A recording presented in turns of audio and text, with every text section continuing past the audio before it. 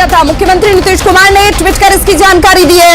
उन्होंने कहा है कि बिहार में 15 मई तक लॉकडाउन जो है वो लगा रहेगा, ये फैसला लिया गया है। सीएम ने ट्वीट कर इसकी जानकारी दी है। देखिए, अब से कुछ वक्त पहले तक क्राइसिस मैनेजमेंट ग्रुप की तरफ से महत्वपूर्ण बैठक चल रही थी, जिस बैठक के बाद मुख्यमंत्री नीतीश कुमार ने ट्वीट किया और ट्वीट करके ये जानकारी बिहार वासियों तक पहुंचाई है कि बिहार में आज से लॉकडाउन लागू रहेगा। अब आपका सवाल ये भी कि आखिर लॉकडाउन कब तक है, तो 15 तारीख तक लॉकडाउन लगा दिया गया है, यानी कि 15 मई तक लॉकडाउन जो है वो बिहार में इंपोज किया गया है।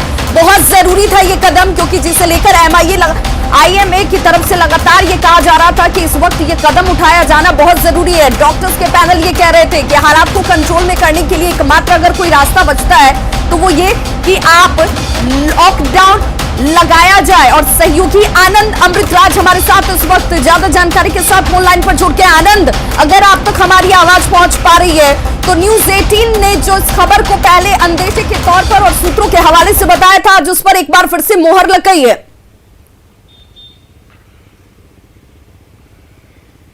बिल्कुल विवाद, देखिए न्यूज 18 ने कल ही देर शाम बता दिया था कि बिहार में लॉकडाउन लग सकता है और उस पर आज मुहर लगे जब बिहार के मुख्यमंत्री नीतीश कुमार ने खुद से ट्वीट करके बोला कि 15 मई तक बिहार में लॉकडाउन लगा दिया गया है। लेकिन सबसे महत्वपूर्ण बात, इस ट्वीट को अगर आप गौर से देखें तो इसमें जो सबसे महत्वपूर्ण बात लिखी गई वो मैं आपको बताता हूं कि बिहार में फिलहाल 15 मई तक लॉकडाउन लागू करने का निर्णय लिया गया है, यानी कि ये लॉकडाउन बढ़ाया भी जा सकता है अगर परिस्थितियां ठीक ठाक नहीं हुई। एक महत्वपूर्ण बात। दूसरी महत्वपूर्ण बात है कि इसमें आपदा प्रबंधन समूह को यह निर्देश दे दिया गया है कि इसमें क्या कुछ कदम उठाया जाए, कैसे क्या कुछ कंडीशन रहेंगे, उस पर आज ही बैठक करके फैसला कर लिया जाए। यानी कि आज पटना हाईकोर्ट में भी बिहार सरकार को अपना जवाब देना था, जो हाईकोर्ट ने आनंद जरा ये क्लियर कीजिए, हमारे दर्शकों को जरा ये क्लियर कीजिए कि इस लॉकडाउन के तहत किस तरह की चीजें पाबंदियों में आ जाएंगी, लोगों का व्यवहार किस तरीके से हो, उन्हें जानकारी होनी चाहिए कि अब आप क्या नहीं कर पाएंगे।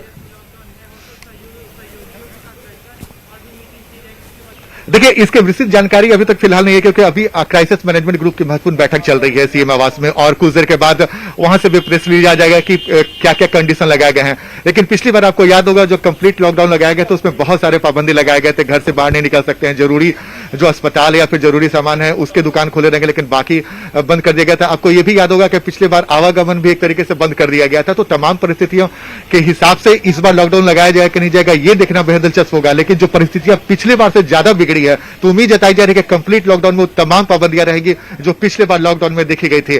घर से बाहर आप नहीं निकल सकते हैं और जो घर से लोग निकलते थे या यानी सिर्फ आवश्यक जो सेवाएं हैं वो सेवाएं जारी रहेंगी।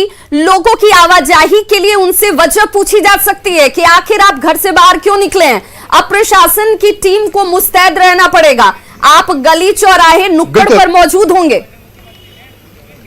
बिल्कुल बिल्कुल भी आपको याद होगा कि पिछली बार जब आपको जरूरी काम से घर से बाहर निकलना रहता था, अगर आपको अपने वाहन से कहीं बाहर जाना रहता तो इसके लिए आपको जिला प्रशासन से आदेश भी लेना होता था और आदेश लेने के बाद ही आप मूव करते थे। तो वो भी कंडीशन इस पर लागू हो सकता है।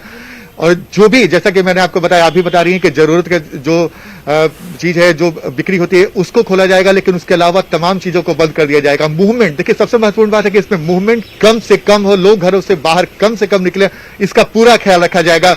और जो भी जरूरत का सामान, खासकर चिकित्सा जगत से जुड़े हुए दूध और जो सब्जी वगैरह है, उसके लिए खबर ये भी मिल रही है कि सब्जी के लिए आनंद, आप हमारे साथ बने रहिए। हमारे साथ इस वक्त प्रेमचंद मिश्रा जी खुद जुड़ गए हैं कांग्रेस की तरफ से। प्रेमचंद मिश्रा जी, आपका बहुत बहुत स्वागत।